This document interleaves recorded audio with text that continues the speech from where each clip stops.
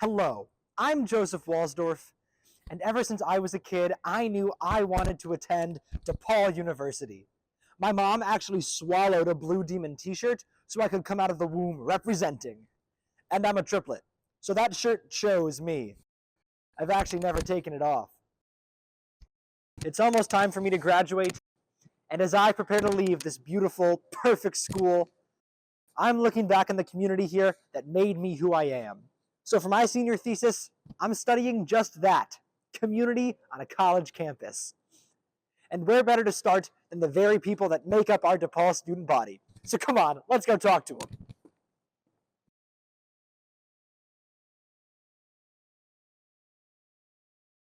After standing on the street for 8 hours and failing to make any conversation with fellow students, I wondered, has DePaul forgotten what community is? Does everyone here hate each other? But then I remembered a time when people did talk to me. Fest, DePaul's annual music festival with the least creative name since Wheat Thins. You see, at Fest, everyone comes and dances. It doesn't matter who you are. If you go to this school, you can watch a D-list musician open for a C-list musician with 14,000 of your best friends. Fest is the one day a year that makes 9 months of school worth it. Every agonizing midterm paper, every freezing cold walk to class, every time the Bean Cafe gets closed down for 13 health code violations. Fest makes up for all of that. It's the light at the end of the tunnel, the guacamole on top of the chip, and my number one reason to not give up and move back in with my parents. These are the outfits I wore to Fest every year. Now, immediately after the festival ends, I don't shower, I don't do laundry, I come home, peel off my clothes, hang them up, put a bag over the top, and staple it shut. That way, everything stays in perfect condition. And I mean everything. The sweat on this underwear is the same sweat that came out of me when 2 Chainz started to sing I'm Different. This is what I was supposed to wear to this year's fest, but unfortunately it got canceled at the last minute. We were this close to having Teen Choice Award nominee Sway Lee perform on campus, but then he was gone. That's why nobody remembers community. They forgot. They didn't have Fest.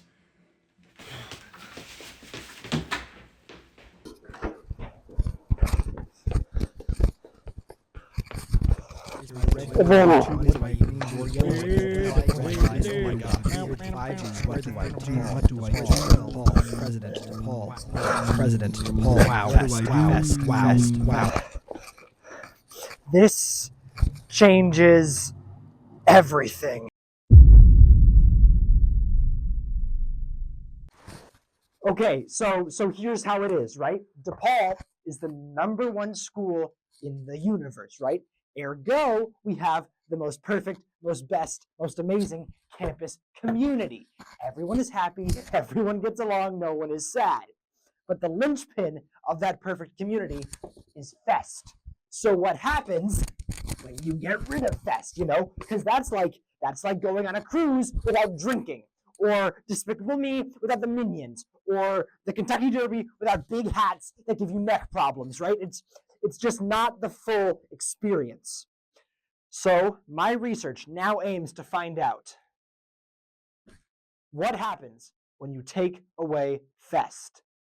And I sat down with a student to find out.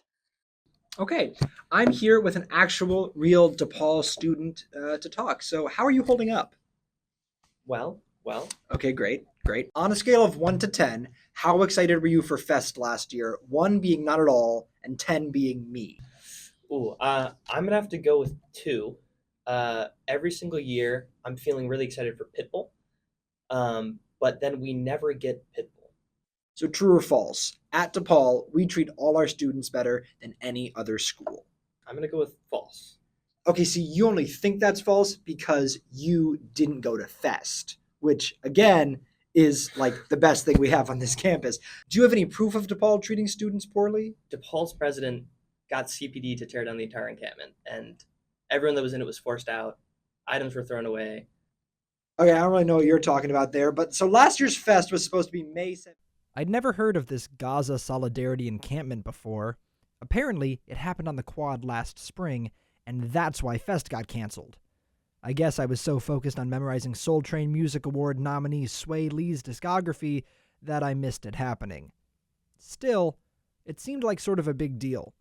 And the craziest part was how it ended. After a large number of police arrived around here at 5:30 this morning, carrying batons, wearing their riot helmets, that camp was shut down. Okay, I'm sorry, but there is no way that the president of DePaul University called the police on his own students. I mean, we're the greatest school in the universe. That would not happen here. And if it did, it would have become like a huge deal, you know?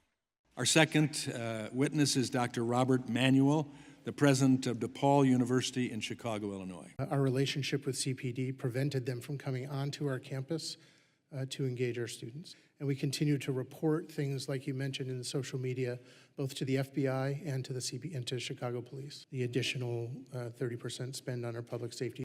Oh my gosh, he really did call the police on his own students. Oh my gosh, oh my gosh. I knew I had to take this to the top and get some answers, so I found the man himself. President Manuel, thank you for agreeing to talk to me. I know many people are excited to hear what you have to say. I want to thank you for this opportunity. Okay, somebody's an eager beaver. Let's get to the chase, though. Do you believe it was right to call the police on your students? I do. Ideologically and every other category as well, yes. Okay, and do you believe in the university's foundational Vincentian questions? I do. So in that case, is protesting a genocide not what must be done? Yes, I believe self-determination and the right for Israel to exist is a primary function. Okay, I didn't question that. I just want to know if... With our changes today, the results of a future encampment would be different. What does that mean? You would call the police sooner? We needed to do better. Sending the cops after student protesters is not better. I agree with you. I don't think you do. What's your end goal, Rob?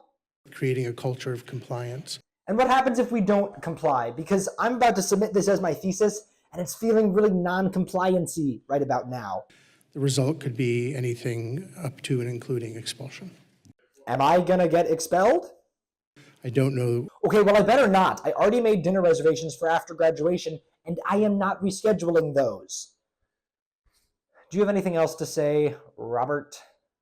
We've made mistakes along the way. Well, at least we agree on something. Well, I learned a lot. First of all, basing your entire personality on your school is a great way to have an identity crisis. And secondly, if the headliner of your music festival is MTV Woody Award nominee Sway Lee, it's probably not a very good music festival. Hey, no shade to Sway, but like, come on, let's be honest. Finally, community doesn't come from the top down. It comes from people living together, sharing things, working hard, and collaborating towards a common goal. So DePaul, you can keep setting up for Fest. I'm done waiting around to find my community. Hey, I'm open. Oh, fuck. Shit. Fuck.